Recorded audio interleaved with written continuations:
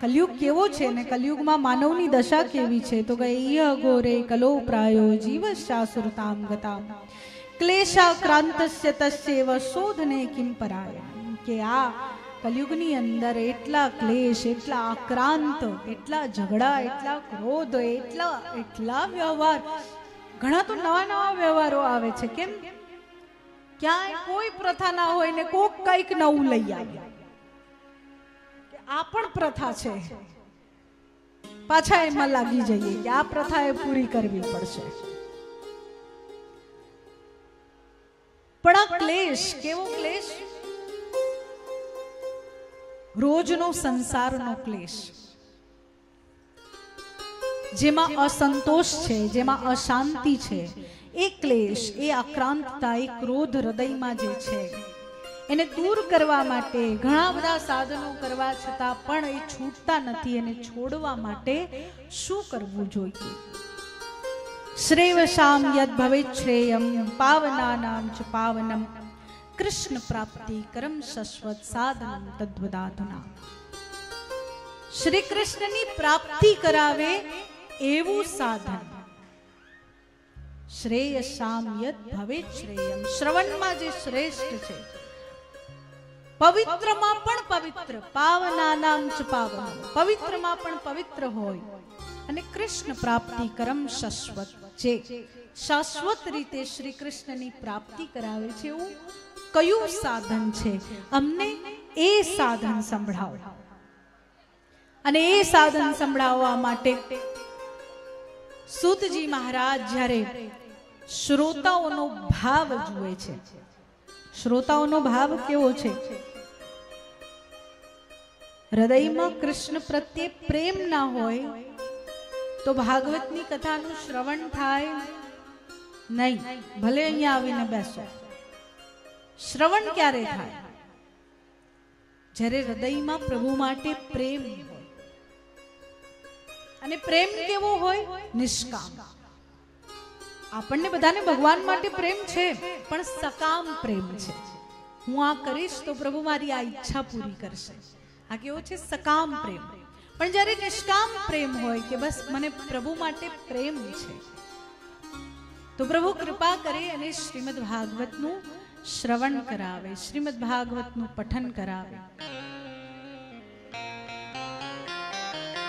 જ્યારે સૂતજી મહારાજ શૌનકાદિ ઋષિઓના હૃદયમાં આ પ્રીતિ જુએ છે ભગવાન પ્રત્યેની, ત્યારે શું કહે છે કે હું કેવું સાધન સંભળાવીશ? તો કહે સર્વ સિદ્ધાંત નિષ્પન્નમ સંસાર ભયનાશનમ.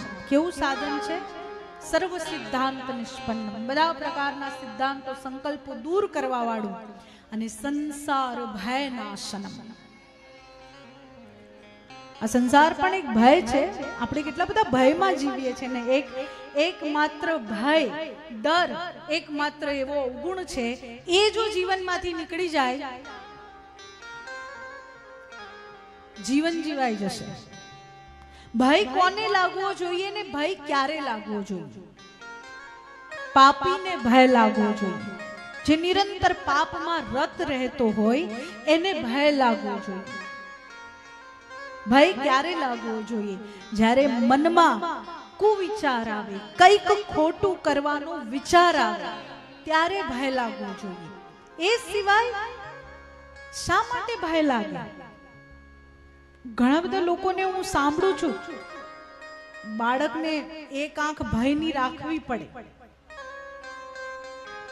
બાળકને એક આંખ ભય કરતા જો બાળકને એક આંખ શિખામણની રાખશો ને,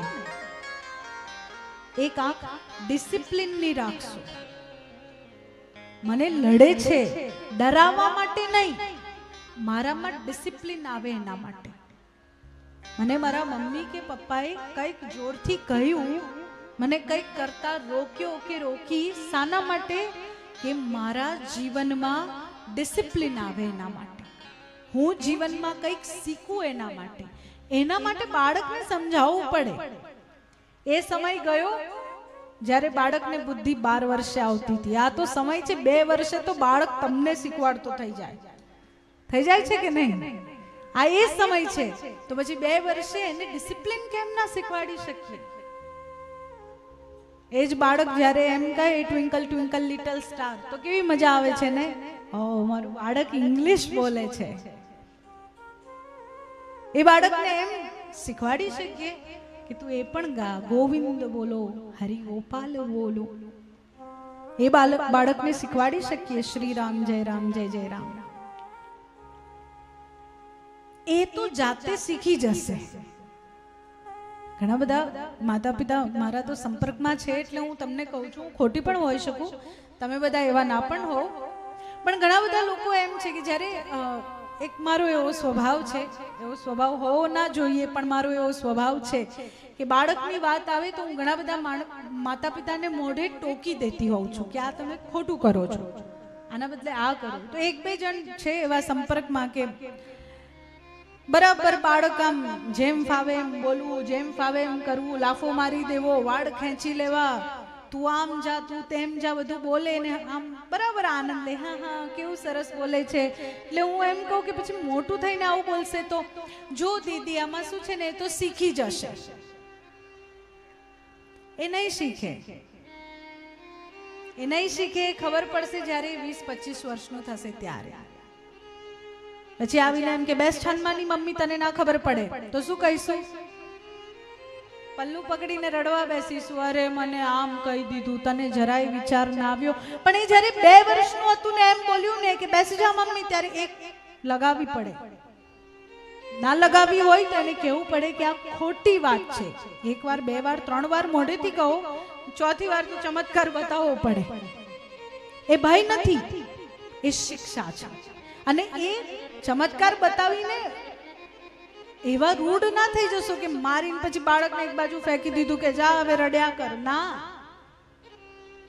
લડીને એને એક બાજુ નથી બેસાડી દેવાનું. લડ્યા પછી પણ એને પ્રેમથી પંપાડીને ખોળામાં બેસાડીને કહેવાનું છે કે બેટા તે આજે કર્યું એ ખોટું છે, એ આપણા સંસ્કાર નથી, એ સમજાવવા માટે મેં ક્રોધ કર્યો, બાકી મારાથી કઈ તને ડરાવવા માટે, મારા પ્રત્યે તારા મનમાં ભય પેદા કરવા માટે મેં ક્રોધ નથી કર્યો.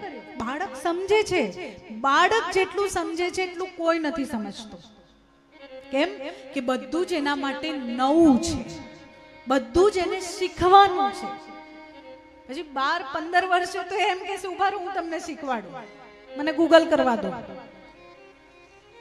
હું તમને હમણાં સમજાવું કે આનું શું થાય, આનું શું કરાય. પછી એ શીખવાડશે. પણ એ ઉંમર છે 5 થી 7 વર્ષની રહી, અને એ ઉંમરમાં શીખવાડવું પડે.